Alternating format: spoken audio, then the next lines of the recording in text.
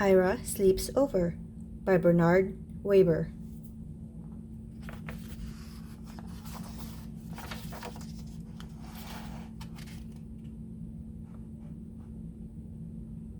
I was invited to sleep at Reggie's house. Was I happy? I had never slept at a friend's house before.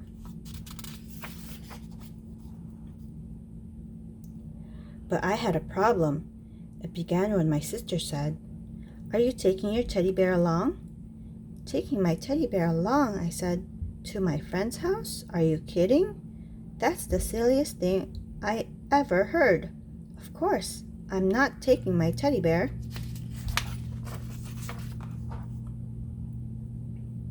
And then she said, "But you never slept without your teddy bear before.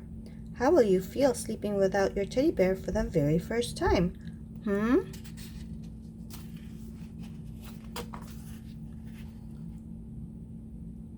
"I'll feel fine. I'll feel great. I will probably love sleeping without my teddy bear. Just don't worry about it," I said. "Who's worried?" she said.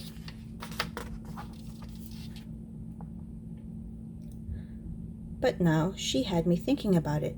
Now she really had me thinking about it. I began to wonder, suppose I won't like sleeping without my teddy bear? Suppose I just hate sleeping without my teddy bear? Should I take him?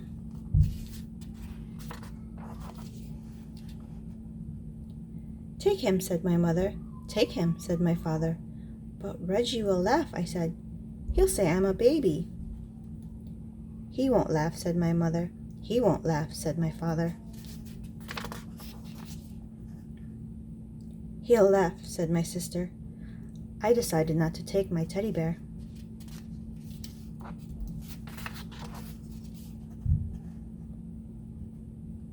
That afternoon, I played with Reggie. Reggie had plans, big plans.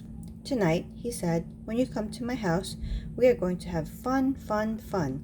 First, I'll show you my junk collection, and after that, we'll have a wrestling match, and after that, a pillow fight, and after that, we'll do magic tricks, and after that, we'll play checkers, and after that, we'll play dominoes, and after that, we can fool around with my magnifying glass."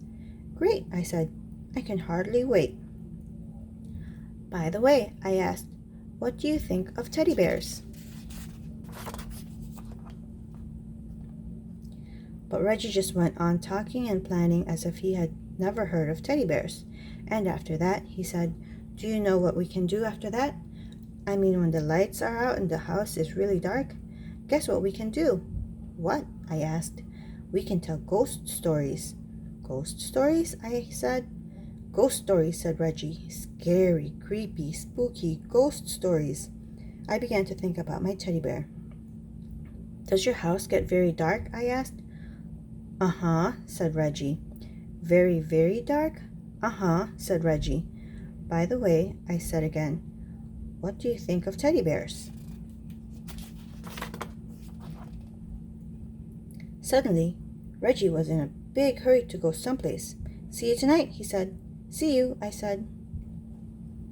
I decided to take my teddy bear.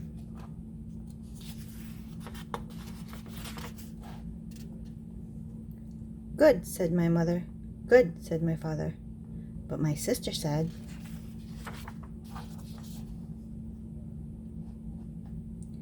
"What if Reggie wants to know your teddy bear's name? Did you think about that?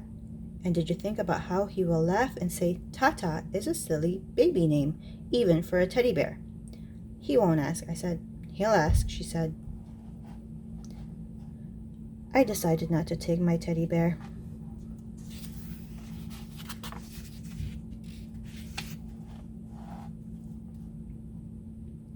At last, it was time to go to Reggie's house. "Good night," said my mother. "Good night," said my father. "Sleep tight," said my sister. I went next door where Reggie lived. That night, Reggie showed me his junk. He showed me his flashlight, his collection of bottle caps, a chain made of chewing gum wrappers, some picture postcards, an egg timer, jumbo goggles, a false nose and mustache, and a bunch of old rubber stamps and labels, from his father's office. We decided to play office with the rubber stamps.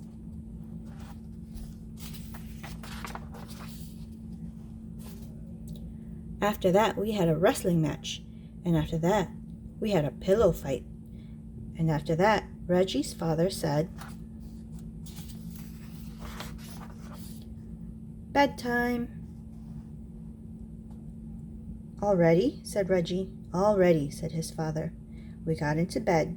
"Good night," said Reggie's father. "Good night," we said.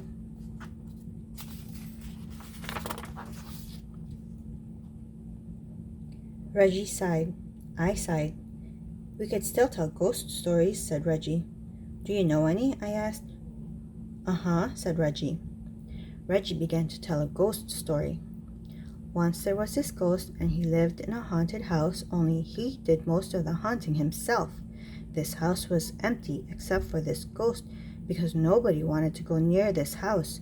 They were so afraid of this ghost, and every night this ghost would walk around this house and make all kinds of clunky, creaky sounds. A-roomp, a-roomp, like that. And he would go around looking for people to scare because that's what he liked most to do, scare people. And he was very scary to look at. Oh, was he scary to look at?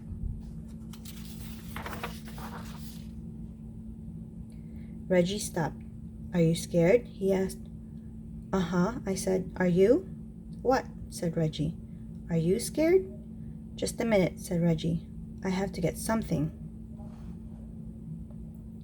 "What do you have to get?" I asked. "Oh, something," said Reggie. Reggie pulled the something out of a drawer. The room was dark, but I could see it had fuzzy arms and legs and was about the size of a teddy bear. I looked again. It was a teddy bear.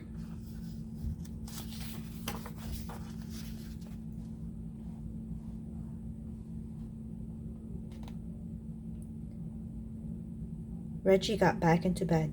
"Now, about this ghost," he said. "Is that your teddy bear?" I asked. "What?" said Reggie. "Is that your teddy bear?" "You mean this teddy bear?" "The one you're holding," I said. "Uh-huh," Reggie answered. "Do you sleep with him all the time?" "What?" said Reggie. "Do you sleep with him all the time?" "Uh-huh." "Does your teddy bear have a name?" "Does your teddy bear have a name?" I said louder. "Uh-huh," Reggie answered. "What is it?" "You won't laugh?" said Reggie. "No, I won't laugh," I said. "Promise?" "Promise." "It's Foo-Foo."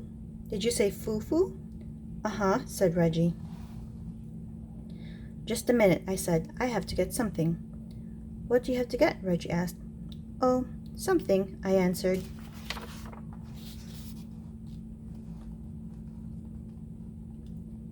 The next minute, I was ringing my own doorbell. The door opened. "Ira," everyone said. "What are you doing here?"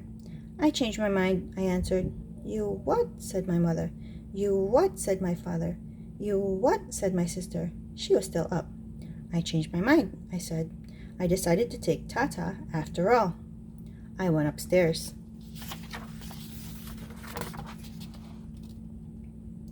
Soon I was down again with Tata. My sister said,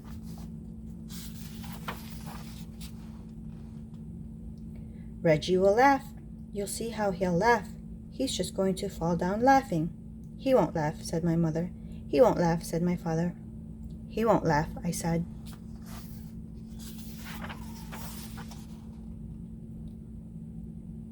I came back to Reggie's room. "I have a teddy bear too," I said. "Do you want to know his name?" I waited for Reggie to say uh-huh, but Reggie didn't say uh-huh. Reggie didn't say anything. I looked at Reggie. He was fast asleep. Just like that, he had fallen asleep. "Reggie, wake up," I said. "You have to finish telling the ghost story." But Reggie just held his teddy bear closer and went right on sleeping.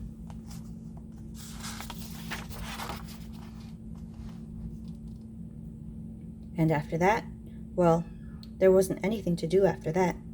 "Good night," I whispered to Tata, and I fell asleep too.